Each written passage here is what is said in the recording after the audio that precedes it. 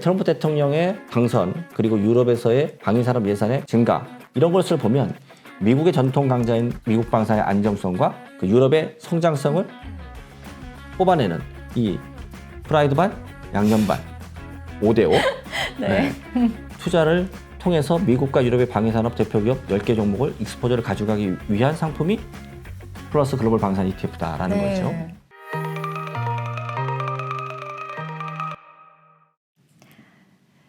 네, 여러분 안녕하세요. 하나자산운용과 함께 투자 인사이트를 플러스하는 시간이죠. 플러스 ETF 라이브, 저는 진행을 맡은 이세라입니다. 반갑습니다, 여러분.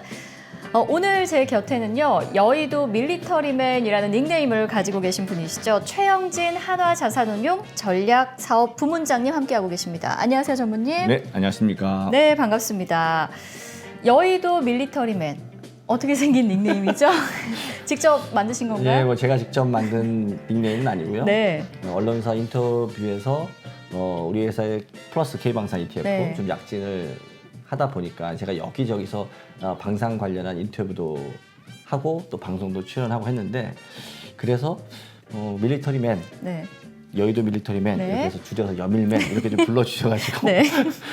지금 제가 얼떨결에 별명 하나 추가했습니다. 네, 여밀맨 오늘 함께하고 계십니다.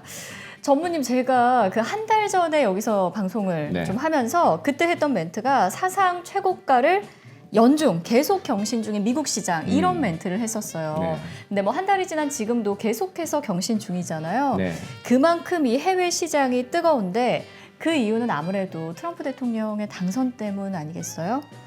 뭐 트럼프 대통령 당선되면서 몇 가지 이제 특징적인 일이 있는데 일단은 미국 시장이 좀 계속해서 사상 최고가 경신하는 부분 하나가 있고 네. 또 트럼프 2.0 시대에 대한 기대, 특히 이제 우리나라 같은 경우에는 방산, 조선 이런 것들이 좀 강세를 보였습니다. 물론 이제 오늘 시장에서는 이제 떨어졌던 종목들이 좀 상승하고 방산이 조금 소강 상태를 보이긴 했지만 오늘 이 방위산업에 대한 얘기 좀 함께 나눠보도록 하겠습니다. 네, 이 트럼프 대통령은 전 세계 방위비 분담 인상을 공약으로 내세우기도 했었잖아요. 네네네. 그만큼 이 트럼프의 당선으로 인해서 특히 주목받는 시장이죠. 네. 방위산업. 사실 저도 이 방위산업 중에서 K방산 ETF 네. 얼마 전에 들어갔거든요. 네. 네, 오늘 오면서 굉장히 왜 이렇게 좋아하세요? 아니 뭐 저는 이렇게 입꼬리가 올라가시는데. 플러스 K방산 ETF 투자하시는 고객분들을 만날 때마다 항상 이렇게 웃고 있습니다. 네. 왜냐하면 플러스 K방산 ETF가 국장이 좀 어려운 상황에서도 수익률 1위 네. 하고 있고요.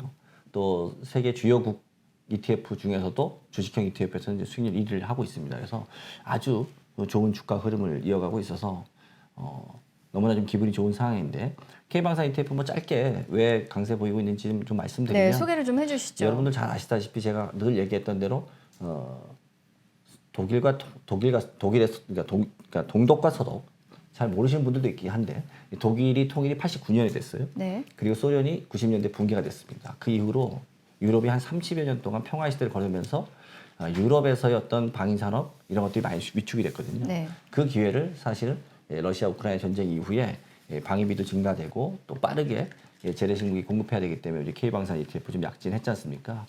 그런 측면에서 보면 우리가 화면 좀 잠깐 보실까요? 2022년부터 2024년 올해까지 해외 수주 현황입니다. 내수를 제외한 해외 수주 내용만 쭉쭉 정리한 건데 규모가 무려 43조. 네. 앞으로 우리 계속 나올 수주 물량까지 감안한다 그러면 그 규모가 이제 어마어마하지 않겠습니까? 더 커지겠죠. 그리고 2025년 가장 중요한 또 수주가 몇 가지가 또 기다리고 있습니다. 네. 그 방산의 본토라고 할 수 있는 미국 시장 진출인데요. 벌써 트럼프 대통령 주변의 참모들도 하나 에어로스페이스의 K9 자주포 도입 얘기 나오고 있고요. 네. LIG 넥슨 비군 같은 경우에는 이미 테스트를 통과했기 때문에 정말 미국 시장에 직접 무기를 공급하는 그러한 일들이 내년도에 좀 일어날 것 같습니다. 회사 측에서도 미국 수출이라는 것이 K방산의 쾌거라고 부단히 얘기하고 있고 노력하고 있는데 이런 부분들 2025년에도 좀 주목해 보실 필요가 있다라고 생각을 하고 이어서도 계속 말씀드리겠지만 트럼프의 당선 또 트럼프 2.0 시대는 K방산에 있어서도 새로운 페이지가 시작된다라고 보실 수 있기 때문에 그런 부분도 좀 주목해 보시면 좋을 것 같습니다. 다만 K방산 ETF가 많이 올랐어요. 네. 지금 올해만 해도 YTD로 거의 80%, 90% 가까이 올랐고 그 1년 수익률도 한 120%가 넘기 때문에 지금 저 주가가 많이 올라 있는 상황이라서 부담스러워하시는 분들이 많이 있긴 한데 그 K방산에 대해서도 또 방위산업에 대해서도 제가 오늘 뭐 좀 전체적인 시장 얘기를 좀 해드릴 테니까 어떻게 투자를 하면 좋을지 좀 조언 드리도록 하겠습니다. 네, 그 전무님께서는 여러 차례 이 트럼프 대통령 당선으로 인해서 성장이 지속될 것으로 보이는 섹터가 바로 방산 섹터다 네. 이런 말씀을 하셨었어요. 네. 근데 정말로 이 트럼프 대통령 당선이 방위 산업에 좋은 건지 네, 그리고 네. 좋다면 왜 좋은 건지 좀 더 이해하기 쉽게 네. 설명 한번 해주시죠. 예, 방위산업 중에서 트럼프 방위산업은 당연히 호재가 될 수밖에 없겠죠. 트럼프 대통령이 가장 먼저 얘기했던 것 중에 하나가 윤석열 대통령하고 통화하면서 미국의 방산에 있어서 조선 협업이 필요하다 이런 얘기를 네. 했었고요. 또 글로벌리 지금 전 세계적으로 방위비가 계속해서 증가하고 있습니다. 쉽게 말해서 전 세계의 모든 국가들이 방위비를 올려서 무기를 구매하고 있다. 네. 그래서 더 살 수 있는 여력들이 점점 증가하고 있다 이렇게 보시면 됩니다. 앞서서 제가 말씀드린 것처럼 평화의 시대 30년을 살다 보니까 전 세계적으로 방위 산업을 축소했어요. 네. 미국 같은 경우도 1993년부터 시작해서 클린턴 대통령이 방위 산업 통폐합을 했습니다. 그래서 결국은 5개 기업으로 기업이 좀 압축됐죠. 또 유럽 같은 경우도 군 물자나 생산 시설들을 축소했어요. 네. 그리고 방위비를 줄여서 복지에다가 예산을 더 썼습니다. 그러다 보니까 유럽 같은 경우에는 방위비 예산이 거의 1%대까지 하락을 한 겁니다. 그래서 트럼프 대통령 그러니까 트럼프 대통령 당선인이 나토 가입국에다가 GDP 대비 방위비 비중을 높이라고 얘기를 했습니다. 네. 이미 나토 국가들은 이 러시아 우크라이나 전쟁 이후에 자체적으로도 GDP 한 2%까지 올리기로 했어요. 그런데 트럼프 대통령이 뭐라고 하지 않습니까? 뭐라고 했죠? 날강도다. 날강도 같은 소리 하지 마라. 네. 3%까지 늘려라. 네. 이렇게 으름장을 놓고 있습니다. 네. 또 미국이 이런 식으로 나오면 난 탈퇴할 거다. 나도 탈퇴할 거야. 뭐 이런 사실 말도 안 되는 으름장까지 놓고 있는 상황이기 때문에 트럼프의 당선은 방위비 증액에 가속 페달을 밟았다. 이렇게 볼 수가 있고요. 또 트럼프 대통령은 그 미국 우선주의자이기 때문에 세계 경찰 역할 안 하겠다. 이런 얘기를 하고 있습니다. 자국 우선주의답게 다른 나라와의 어떤 전쟁의 갈등, 분쟁에서 신경 쓰지 않겠다. 네. 그리고 그 경제적으로 여유가 있는 국가들은 이제 그 경제적 여유에 맞게 방위비 분담을 해라. 이렇게 이야기를 하고 있기 때문에 뭐 동맹국이나 뭐 진영 논리에 따라서 뭐 타 국가 방위력에 뭐 의존하지 않고 이 스스로의 국방력, 또 안보 위협 이런 거 대비해야 되지 않겠습니까? 그래서 전 세계적으로 국방비 증가, 또 무기 수요 증가는 이런 방위 산업에는 긍정적인 영향이 될 수밖에 없다. 이렇게 말씀드릴 수 있을 것 같습니다. 네. 그러면 우리가 이 트럼프의 당선 이꼴 미국 방위 산업 수혜라고 생각을 해도 되겠네요, 전무님. 미국에 투자를 하는 게 네네네. 맞겠네요. 사실 미국에서 트럼프 대통령이 당선되거나 네. 또 민주당의 카멜라 해리스가 당선됐다. 뭐 누가 되든지 사실 미국의 방위 산업에 대해서는 지속적으로 강화를 해왔기 때문에 뭐 업종 자체의 안정성 유지가 됐을 것 같은데 트럼프 대통령이 당선됨으로써 조금 더 방위 산업 관점에서는 더 수혜가 될 수밖에 없다고 생각을 합니다. 이유는 전통적으로 공화당 지지 기반이 이 방산 기업에 있고요. 또 미국은 올해만 해도 한 8,900억 달러가 넘는 금액을 방위비 예산을 쓰고 있습니다. 네. 이게 우리나라가 천조국이라고 미국을 부른 이유가 방위비에만 1,000조 원이 넘는 금액을 쓴다라고 해서 우리가 천조국이라고 부르는 거거든요. 이제 뭐 환율로 계산하면 이제 1,000조국도 아니고 한 1,300조국 이렇게 되는 겁니다. 그리고 전 세계 무기의 수출 40%. 그건 미국입니다. 세계 최대의 방위산업 시장을 갖고 있고 네. 또 자국 우선주의자이기 때문에 국방 예산이나 국방비 지출 이런 것들 지금 자료 보시면 아시겠지만 1949년부터 70년대가 쭉 계속 올라가고 있잖아요. 계속 증가하고 있네요. 추세적으로 미국은 방위비를 줄였던 적이 없다. 네. 그러니까 당분간 그 기조는 지속될 수밖에 없다. 다만 트럼프의 당선은 방위산업에 기름을 부어버린 격이다. 자국 중심으로 방위산업의 공급망을 강조하고 있기 때문에 방위 물자 공급 또 미국 중심으로 확대될 수밖에 없고 또 미국은 또 법적으로도 그 군사 장비와 무기를 미국 내 방산 기업으로부터 우선적으로 공급하도록 되어 있어요. 그렇기 때문에 영내 방위 산업 기업들의 매출이 증가될 수밖에 없습니다. 또 제가 한 가지 더 첨언을 해드리면 미국은 국방비 중에서도 R&D 예산을 가장 많이 씁니다. 네. 최첨단 무기, 당연히 미국이 최고죠. 그렇죠. 그리고 뛰어난 기술력을 바탕으로 이러한 지위를 계속 이어가고 있기 때문에 글로벌 방산에서 순위만 봐도 탑 10 보면 상당히 많은 미국의 방위 산업들이 포진되어 있고 또 나토뿐만 아니라 전 세계의 많은 국가들로 또 수출을 하고 있기 때문에 기본적으로 방산 투자하면 미국은 일정 정도 가져가야 된다라고 볼 수 있습니다. 네. 근데 제가 최근에 그 어떤 기사를 보니까요, 이 유럽연합이 트럼프 시대에 대비를 해서 EU 결속 기금을 방위 산업에 사용한다 네, 이런 네, 기사를 네, 본 네. 적이 있어요. 네. 그러면 뭐 유럽의 방위 산업도 성장을 할 것이다라고 봐도 되는 거 아닌가요? 정말 아나운서님이 좀 이렇게 또 방위산업 관련해서 뉴스를 또 촘촘하게 체크하고 있으리라고도 생각을 못했는데요. 잘했나요? 네네네. 네. 그 일단 뉴스 기사는 굉장히 잘 찝으신 것 같습니다. 네네. 말씀하신 뉴스 기사를 이제 저도 봤는데 네. 기본적으로 유럽 역시 국방비를 늘리기 위한 움직임이 공식화되고 있습니다. 그건 당연하죠. 앞에서 제가 말씀드렸지 않습니까? 그리고 유럽에서도 트럼프 대통령이 당선될 것을 대비해서 유럽의 EU 결속 기금이라고 있는데 네. 그걸 사용해서 유럽 내 무기를 조달할 확률을 높이겠다. 이렇게 얘기를 했어요. 이건 당연한 겁니다.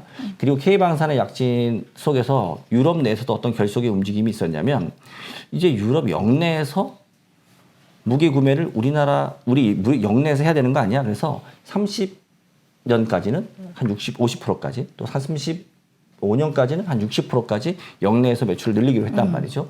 이런 부분들이 이제 유럽의 방산의 기회가 될 수밖에 없고 앞서서 제가 말씀드린 이제 나토 국가들 자체적으로도 GDP 대비 2%까지 그 방위비를 높인다고 했지 않습니까? 네. 이게 이렇게 보셔야 돼요. 1%대에서 2%, 2%대에서 3%는 퍼센테이지로 보면 1%씩 올라가는 거 같잖아요. 그렇죠. 총액 금액으로 보세요. 네. 2배씩 올라가는 거지 않습니까? 네. 그 금액의 총량이 엄청나게 크게 네, 올라가는 건다. 트럼프가 3%로 압박을 하고 있어요. 그럼 이건 어떻게 되냐? 트럼프 대통령은 4년 임기를 갖고 있긴 하지만 4년짜리 대통령으로 보면 안 돼요.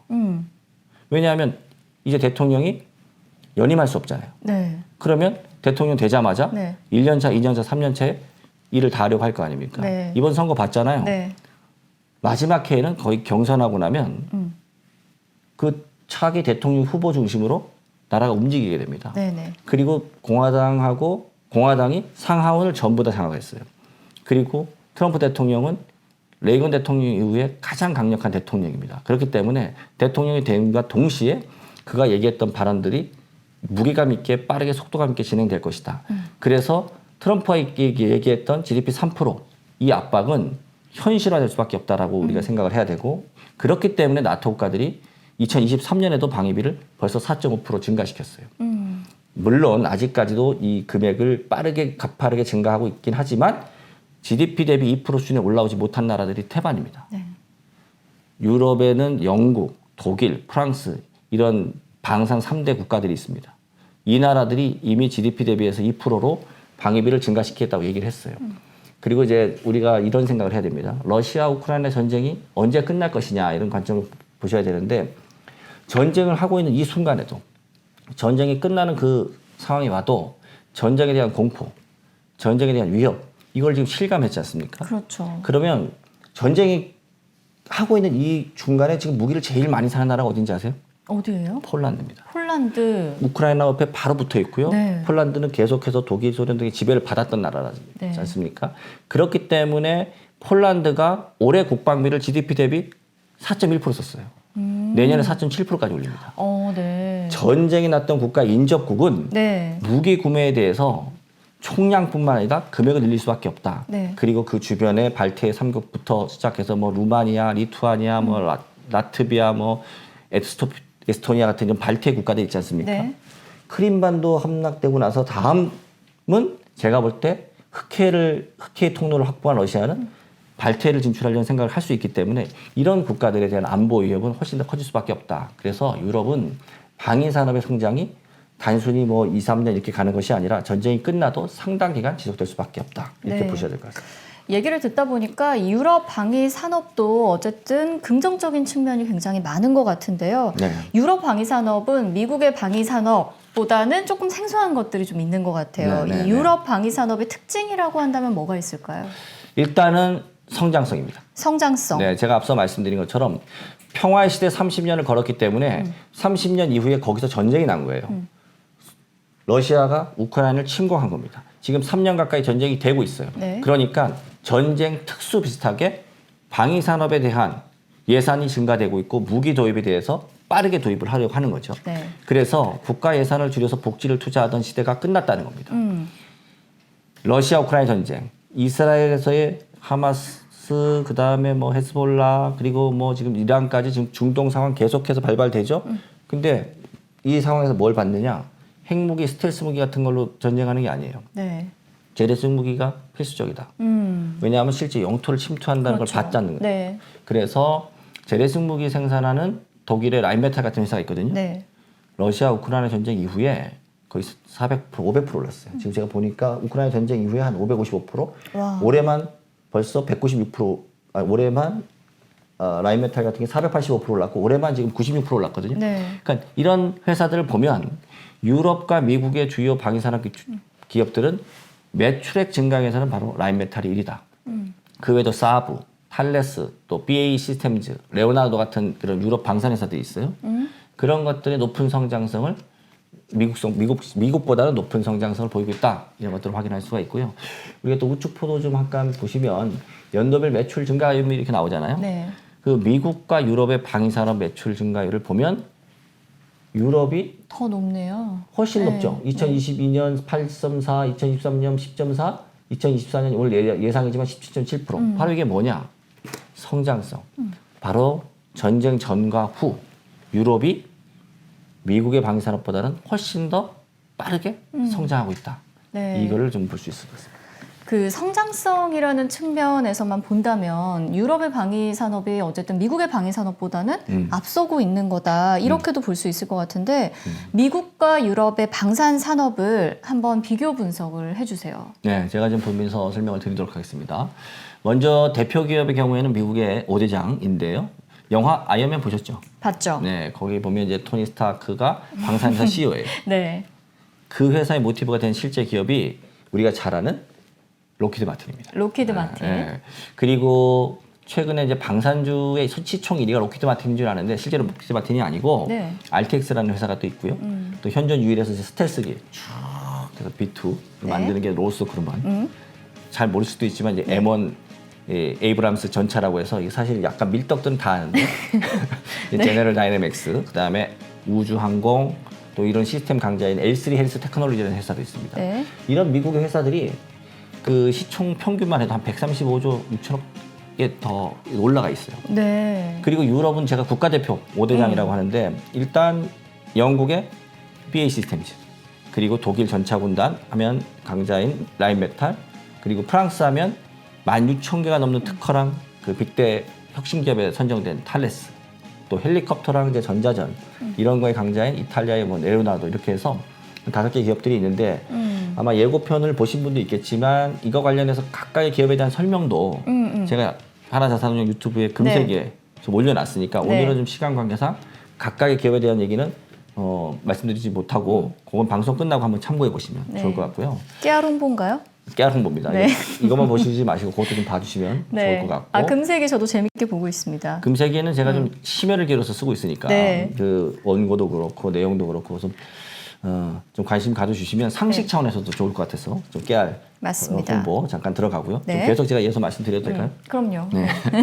또 기업이나 그 주식의 타입을 이렇게 나눠서 보자면은 미국은 안정성을 기반으로 상대적인 가치주 성격을 띠고 있습니다. 네. 반면에 이제 유럽은 성장성을 앞세운 비교적인 그 소위 성장주다 이렇게 보시면 되고 네네네. 무기 체계는 상대적으로 미국이 훨씬 더 첨단 무기에 가깝게 가 있지만 네. 유럽도 역시 첨단 무기에서의 파트너 그리고 재래식 무기에서도 다양한 기반을 갖고 있기 때문에 이런 부분이 좀 큰 차이가 있다. 네. 그리고 아까 말씀드린 것처럼 미국은 이미 자국 내의 시장 규모가 워낙에 커요. 그래서 자국 역내 그리고 수출 이렇게 되어 있지만 유럽은 유럽뿐만 아니라 일부 중동 국가까지 수출하면서 이제 다양화되고 있다. 네. 또 평균 시가총액도 지금 보시면 미국 기업들이 훨씬 월등하게 큽니다. 네, 차이가 좀 있네요. 유럽보다 거의 한 2배 이상 차이가 네. 나잖아요. 그리고 또 미국 방사는 안정성을 기반으로 한다는 측면을 제가 다시 한번 강조드리고 또 2024년 매출 증가를 딱 보셔도 유럽 방산이 훨씬 월등하다는 거, 그렇네요. 2배 이상 차이가 나잖아요. 네.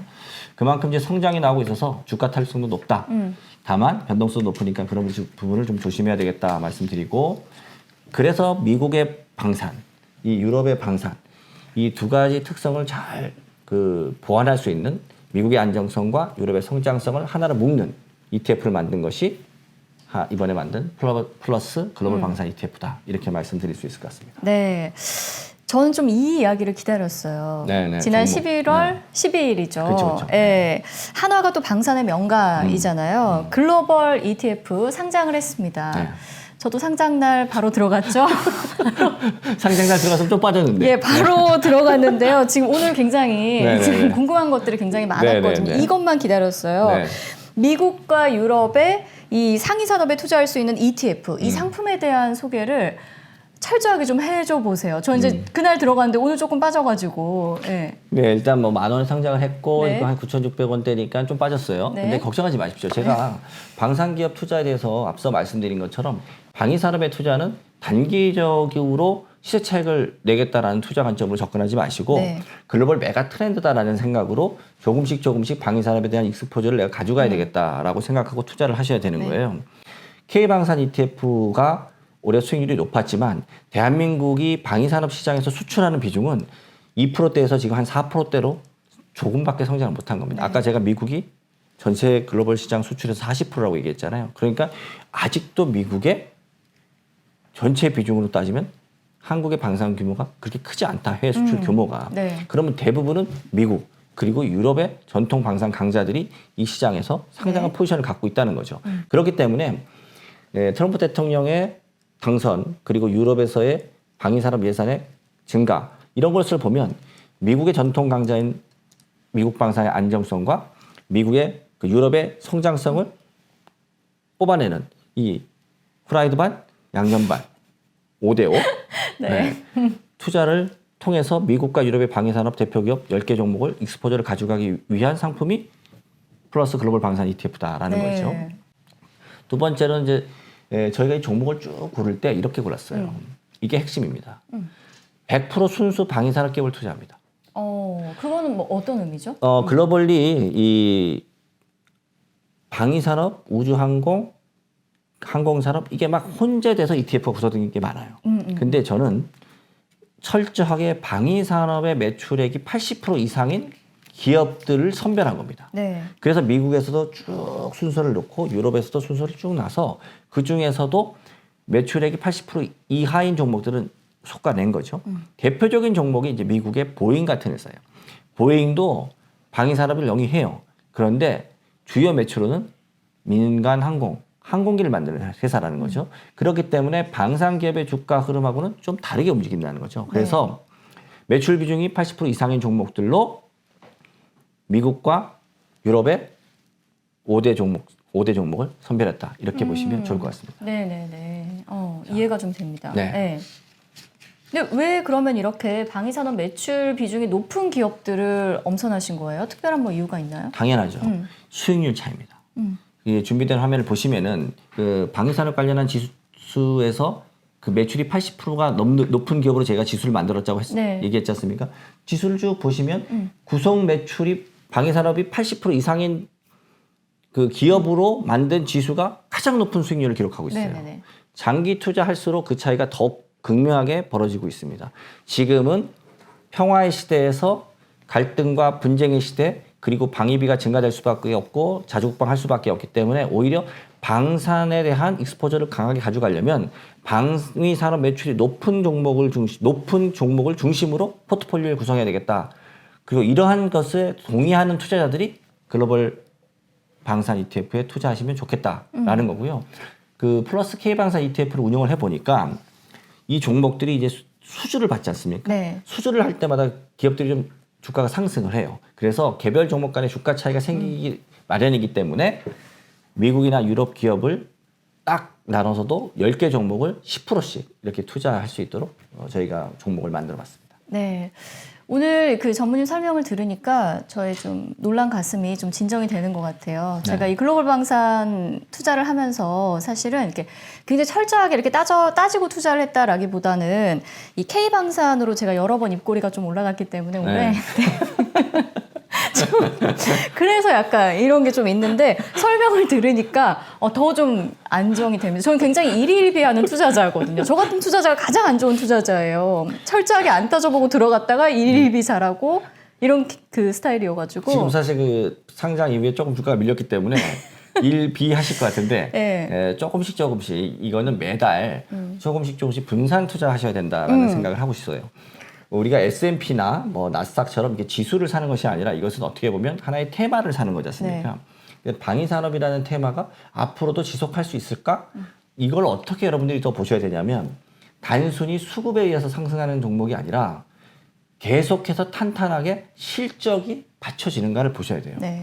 제가 K방산에 대해서도 지금 많이 올랐지만 여전히 하락할 때 꾸준히 좀 투자하셔도 괜찮습니다라고 얘기하는 이유. 네. 글로벌 방산도 어느 정도 상승했지만 앞으로도 왜 글로벌 방산에 대한 익스포저를 가지고 가야 되냐라고 말씀드린 이유는 첫 번째 여러분들 주가 상승률은 이미 러시아 우크라이나 전쟁 이후로 많이 오른 것들은 더 많이 오른 것도 있어요. 그런데 실적이 국내 방산 기준으로는 대표적인 종목들은 전부 다 5년 이상의 물량을 갖고 있어요. 네.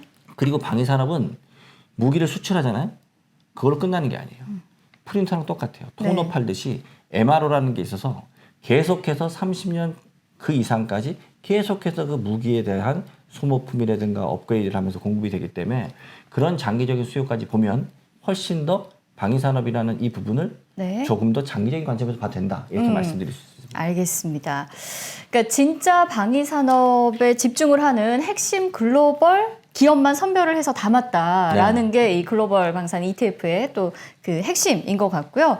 트럼프 당선 이후에 글로벌 방위 산업이 주목받는 이유와 또 중요 기업들까지 오늘 알아봤습니다. 그 투자자분들에게 좋은 인사이트가 되는 그런 시간이었기를 바라겠습니다. 오늘 플러스 ETF 라이브 여기서 또 인사를 드릴 시간입니다. 글로벌 방위 산업에 대한 인사이트와 함께 이 대표 기업까지 촘촘하게 알아봤는데요. 투자자 여러분들에게 플러스가 되었기를 바라면서 저희는 여기서 인사를 드리겠습니다. 오늘 좋은 인사이트 함께 나눠주신 최영진 전무님 감사합니다. 고맙습니다. 네, 감사합니다. 여러분 감사합니다.